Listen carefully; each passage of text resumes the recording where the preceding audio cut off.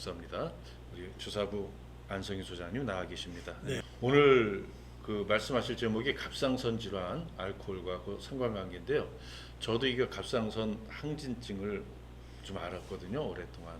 그래서 이 갑상선 질환이 얼마나 저 삶의 질을 떨어뜨리고 참 그 힘든 것인지 아는데, 알코올과는 또 어떤 관계가 있는지 한번 우리 주사님 통해서 알아보도록 네, 하겠습니다. 그 문제를 한번 알아보도록 하겠습니다. 알코올과 갑상선 질환입니다.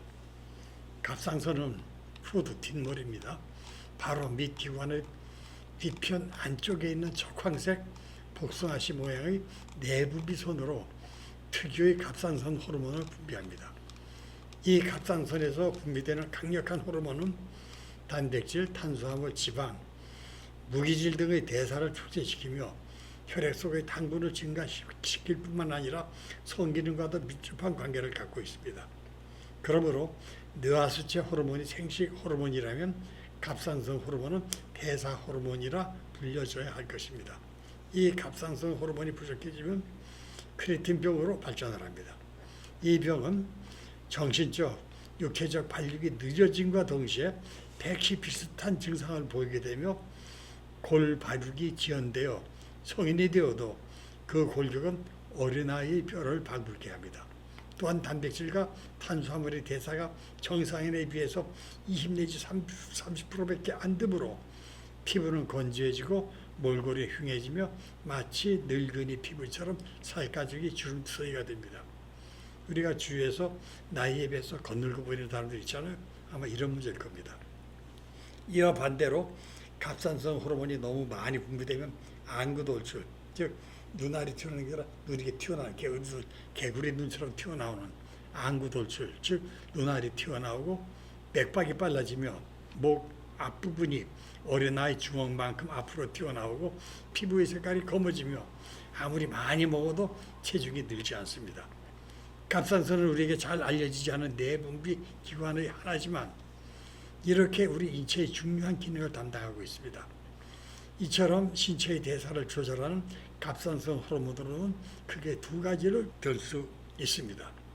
타이록신과 트리아이도이로틴이 그것입니다. 이들 호르몬은 기초 대사를 항진시켜 섭취한 음식물 연소의 촉매제 역할을 하는 것으로 트리아이도타 타이로닌이 타이록신보다 대사력이 4배에서 10배가량 강력합니다. 따라서 갑상선에 어떤 이상이 발생해도 인체가 큰 피해를 입습니다. 오리고라는 알코올 전문학자가 있습니다. 그분은 5년에서 10년 이상 장기 음주자들 중 3분의 1이 갑상선 저하를 나타냈다고 발표를 했습니다. 앞에서 이야기한 것과 같이 갑상선 호르몬 결핍에서 오는 크레틴병에 걸리지 않았다 할지라도 호르몬 분비의 양이 현저하게 감소되었다면 이는 예산 일이 아닙니다. 갑상선 호르몬이 정상적으로 분비되지 아니하면 단백질, 탄수화물, 지방 등의 대사도 원만히 이루어지지 못할 것이고 정신과 육체의 성숙도 기대할 수 없음은 당연합니다. 때문에 특히 성장기에 있는 청소년 음주는 경계해야만 합니다. 술을 오래 마신 사람 중에 성격 변화와 함께 정신마저 이상해지는 경우를 볼 수가 있습니다. 이런 현상도 갑상선 호르몬의 영향 때문인 것으로 알려져 있습니다. 한편 부갑상선은 갑상선 바로 뒤편 좌우에 2개가 있으며 작은 파달만한 분비선을 가지고 있습니다. 부갑상선이 분비되는 호르몬은 앞에서 이야기한 갑상선 호르몬과는 전혀 다른 역할을 수행합니다. 혈액 속에 있는 칼슘을 골격으로 내보내기도 하고 또 골격에서 칼슘을 혈액 속으로 끌어들이기도 하는 칼슘 대사 역할을 맡고 있습니다. 이 부갑상선 호르몬이 결핍되면 혈액 내의 칼슘도 결핍이 됩니다. 근육 활동에도 칼슘이 절대적으로 필요합니다. 근육에 칼슘이 공급되지 못하면 근육은 경련을 일으키게 되고 먼저 손과 발 그리고 입술이 저려오고 소변이 잦아지며 경련이 일어납니다. 경련이 오면 먼저 두 팔과 엄지손가락이 오그러들게 되고 다른 손가락은 반대로 펴지면서 시작이 되는데 손가락의 아픔을 호소하며 사지가 뻣뻣하게 굳어집니다. 또한 반대로 어떤 원인으로 인하여 부갑상선 호르몬이 과잉 분비되면 혈액 속의 칼슘이 증가되어 탄력감과 식욕이 감소되고 체중 감소, 근관절통 및 복통과 구토가 일어나며 뼈에 있는 칼슘이 혈액으로 이동하게 되므로 소변으로 지나치게 많은 칼슘이 빠져나가는 동안에 심장 결석을 일으키기도 합니다. 칼슘이 대량으로 빠져나간 골격은 치밀도를 잃고 푸석푸석한 골질을 형성을 합니다. 이런 상태를 섬유성 골염 또는 골다공증이라고 부릅니다. 팽이라는 학자는 사람은 중증 알코올 중독자 그리고 개와 쥐에게 술을 투여해 중독자와 같은 상태로 만든 다음 혈액 내 칼슘을 조사한 결과 술을 투여한 개와 쥐 대부분이 저칼슘증이 있었음을 발견했을 뿐만 아니라 부갑산성 호르몬 분비에 필요한 마그네슘의 저하와 체내 칼슘 합성이 없어서는 아니 되는 비타민 D 부족도 아울러 발생함을 발견했습니다. 이처럼 체내에 칼슘이 부족해지면 골격의 골치밀도도 저하를 가져오고 골격이 아주 연약하기 이를 데 없어 경미한 타격에도 쉽게 골절상을 입게 됩니다. 앞에서 언급한 것과 같이 알코올은 독성 화학물질이므로 일단 체내에 들어가면 독작용을 일으켜 모든 장기와 기관의 조직을 파괴합니다. 부갑산선이 알코올에 의해 파괴되면 회복이 어렵고 한번 골격의 칼슘이 빠져나가 뼈가 섬유상이 되거나 구멍이 숭숭 뚫린 것과 같은 골다공증이 되면 회복이 쉽지 않습니다.